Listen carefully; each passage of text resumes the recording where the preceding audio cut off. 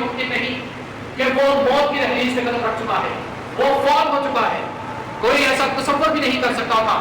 लेकिन एक ऐसी हकीकत है कि इंसान मानने में मजबूर है कि वो इंसान हम में आज मौजूद नहीं।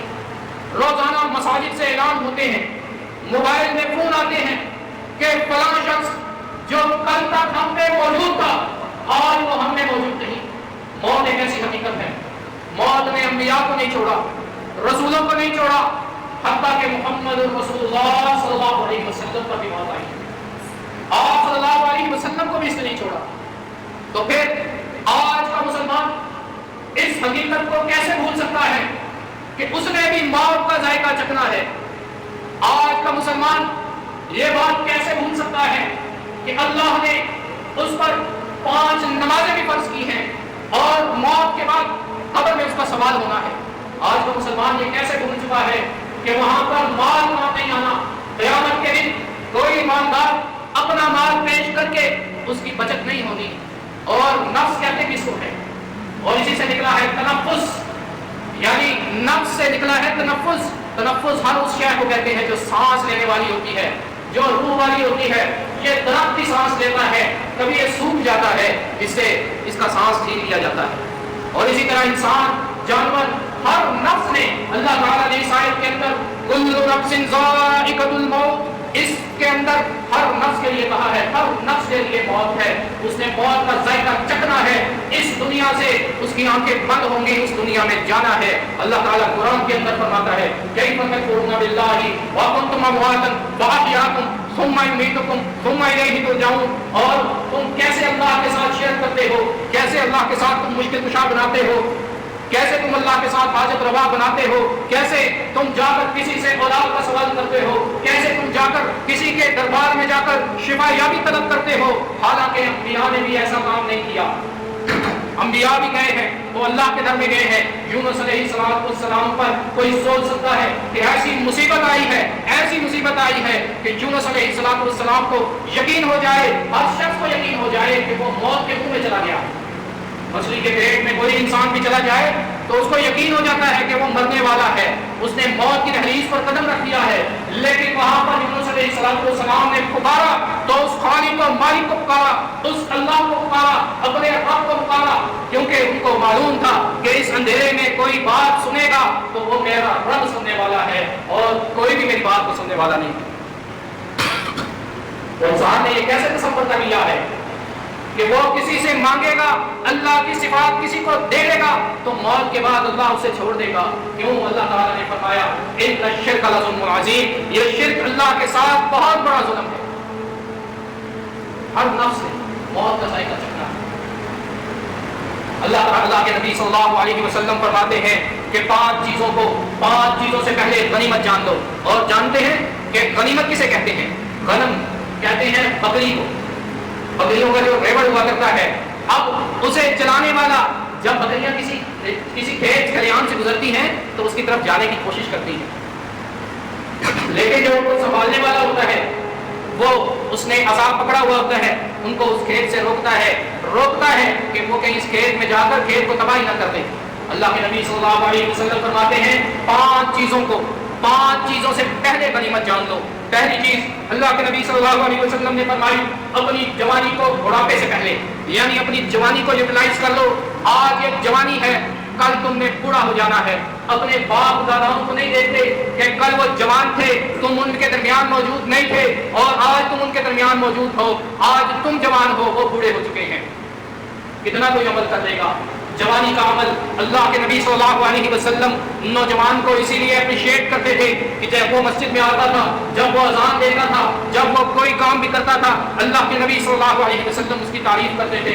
आज हमारा नौजवान मस्जिद से दूर है, मस्जिद के अंदर आता तो जरूर है, लेकिन उसको कभी अप्रिशिएट नहीं किया गया कि आप अपनी जवानी में मस्जिद आते हैं, मस्जिद में वक्त गुजारते हैं, मस्जिद में कुरान पढ़ते हैं, आपका ये अमल काबिल तहसीन है। आज मुसलमानों की जमात उसकी हौसला अफजाई करने की बजाय उसको डिग्रेड करते हैं। मस्जिद में ये बात सोचते हैं कि ये नौजवान आज मस्जिद में आकर बैठा है तो किस लिए बैठा है। हमने ये कभी नहीं सोचा कि आज ये मस्जिद में आया है तो बड़े एजाज की बात है हमारे लिए। अल्लाह के नबी सल्लल्लाहु अलैहि वसल्लम फरमाते हैं कि जवानी को बुढ़ापे से पहले गनीमत जान लो। आज آج تمہارے اوپر جوانی ہے، تم عمل اچھا کر سکتے ہو، آج تمہارے اوپر جوانی ہے، تمہارے پاس رقم موجود ہے، جاؤ عمرہ کرو، جاؤ حج کراؤ، جوانی کا عمرہ، جوانی کا حج، وہاں پر عبادت کرنے میں تمہیں آسانی ہوگی۔ آج ہمارا وتیرہ کیا بن گیا ہے؟ ساری زندگی دولت کمانے میں لگا رہتا ہے اور آخری عمر میں جاتا ہے، کہتا ہے پیسے ہی موجود نہیں ہے، کہاں سے عمرہ کروں، کہاں سے حج کروں۔ آج جب بوڑھا ہو جاتا ہے ساری زندگی بچوں کے لیے پیسہ کماتا رہتا ہے، اپنے لیے کبھی کچھ نہیں کیا۔ تو لوگوں، تمہارے پاس اگر پیسہ موجود ہے تم اسے عمرہ کرو، حج کرو، اللہ کی راہ میں دو، اور جوانی کا دیا ہوا، جوانی کی عبادت کی ہوئی، یہی کام آنی ہے۔ اور پھر آگے اللہ کے نبی صلی اللہ علیہ وسلم فرماتے ہیں صحت کو بیماری سے پہلے صحت کو بیماری سے پہلے غنیمت جان لو۔ اللہ تعالیٰ نے تمہیں صحت دی ہے، عفت دی ہے، اللہ کی عبادت میں اس صحت کو گزارو، اس کا شکر ادا کرو کہ تمہیں اللہ نے صحت عطا کی ہے۔ جاؤ ہسپتالوں میں تم جا کر دیکھو کہ کیسے کیسے نوجوان پڑے ہوئے ہیں جو بیماری میں مبتلا ہیں۔ آج تم ہسپتالوں میں جاتے ہو، تمہیں اللہ یاد کیا نہیں آتا؟ وہاں پر نہیں دیکھتے کہ پیدا شدہ بچے بھی ہسپتالوں میں پڑے ہوئے ہیں، ڈاکٹر ان کا علاج کر رہے ہیں۔ تو اللہ کے نبی صلی اللہ علیہ وسلم فرماتے ہیں صحت کو بیماری سے پہلے غنیمت جان لو۔ اور پھر آگے فرمایا کہ فراغت کو شغل سے پہلے، یعنی فراغت کو بھی تم غنیمت جانو کہ اللہ تعالیٰ نے تمہیں فراغت دی ہے، فارغ اوقات میں اللہ کی عبادت کرو، اللہ کی عبادت کرو، تمہیں اللہ تعالیٰ نے وقت دیا ہے۔ آج ہمارا وقت ایک ٹیلی ویژن کے سامنے گزرتا ہے، موبائل کے سامنے گزرتا ہے۔ آج اللہ تعالیٰ نے فراغت دی ہے، نوجوان گیمیں کھیل رہا ہے، اس کا وقت اس موبائل میں واہیات قسم کی ویڈیو دیکھنے میں گزر رہا ہے۔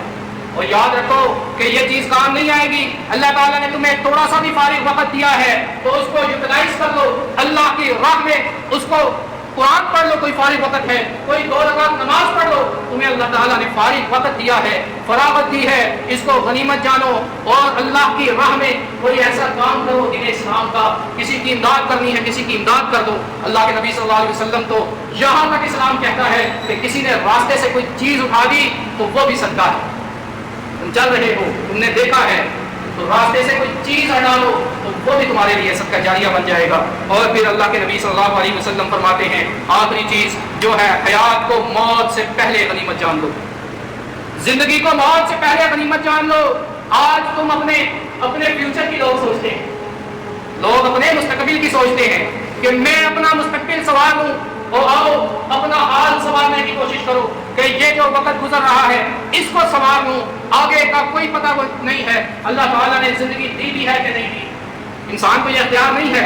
اللہ تعالیٰ قرآن کے اندر فرماتا ہے، آخری آیت پڑھ کے دیکھو، سورۃ اللقمان ہے، اللہ تعالیٰ فرماتا ہے وما تدری نفس ماذا تکسب غدا وما تدری نفس بأی ارض تموت، کوئی نفس بھی اس کا ادراک نہیں کر سکتا کہ وہ کل کیا کرے گا، کل کا فیوچر کا علم کسی کو بھی نہیں ہے۔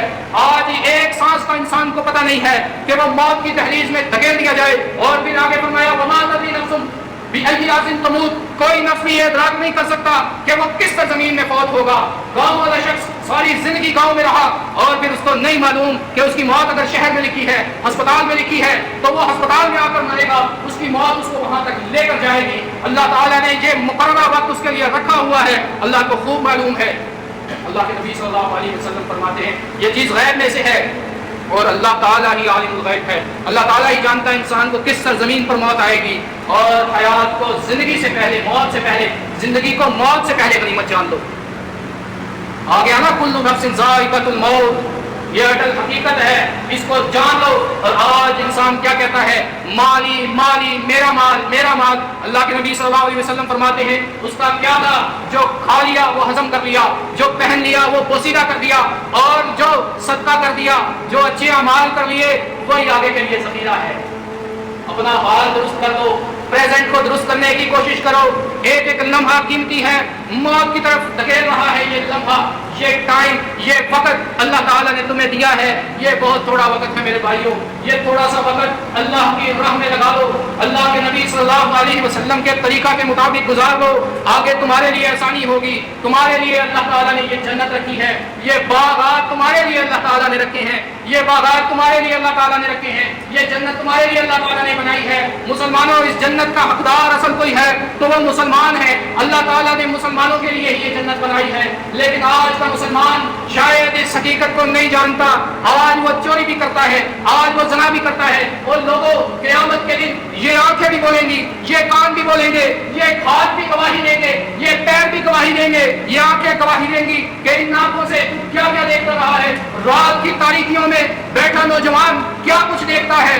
اگر ہم نے اس کی سرپرستی نہ کی, اس نوجوان کو دیکھو جو نوجوان رات کی تاریکی میں ایسا واقعات قسم کا کنٹینٹ دیکھتا ہے, اس کو یہ بتلاؤ کہ تمہاری آنکھیں قیامت کے دن موت کے بعد یہ گواہی دیں گی. اور اللہ تعالیٰ کے ہاں یہ ریکارڈ کیا جا رہا ہے, یہ آواز میری ریکارڈ ہو رہی ہے, یہ بول میرے لکھے جا رہے ہیں, یہ فرشتہ لکھے جا رہا ہے. جو عمل بھی کرتے ہو فرشتہ لکھے جا رہا ہے, فرشتہ نوٹ کر رہا ہے. قیامت کے دن تمہارے سامنے یہ سارے اعمال آ جائیں گے اور پھر کہو گے یقول یا لیتنی قدمت لحیاتی, کہو گے اللہ مجھے دنیا کے اندر دوبارہ لٹا دیا جائے, مجھے دوبارہ موقع دیا جائے. لیکن اس دن کوئی موقع انسان کے لیے نہیں ہوگا, اس دن کا پچھتاوا بھی کام نہیں آئے گا, اس دن کوئی چیز بھی کام نہیں آنے لگی. لوگوں یہ آنکھیں تمہاری گواہی دیں گی تم ان آنکھوں سے کیا کچھ دیکھتے رہے ہو, یہ کان تمہارے گواہی دیں گے ان کانوں سے کون سا تم گانا سنتے رہے ہو, کون سی ایسی چیز سنتے رہے ہو جو نبی اکرم صلی اللہ علیہ وسلم نے بیان کی کہ یہ تم نہ سنو. اور آج کی عوام اگر گانے سنتی ہے تو یاد رکھو سیسا پلا کر تمہارے کانوں میں ڈالا جائے گا.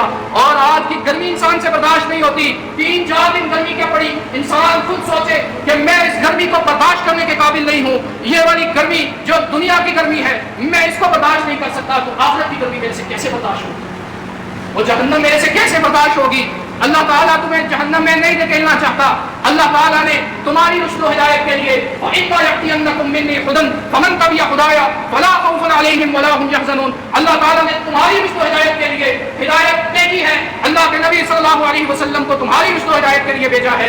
اگر اللہ کے نبی صلی اللہ علیہ وسلم کی بات مانو گے تو ٹھیک ہے, تمہارے ساتھ معاملہ بھی ٹھیک کیا جائے گا, تمہارے لیے جنتیں بھی تیار ہوں گی, تمہارے لیے فرشتے بھی پار بچھائیں گے, تمہارے لیے وہاں پر اللہ تعالیٰ نے طرح طرح کے کھانے بھی تیار کیے ہیں. لیکن انسان ایک مسلمان کو, آج کا مسلمان کو یہ یقین ہی نہیں ہے کہ اللہ تعالیٰ نے موت بھی دینی ہے, حالانکہ موت ضرور ہمیں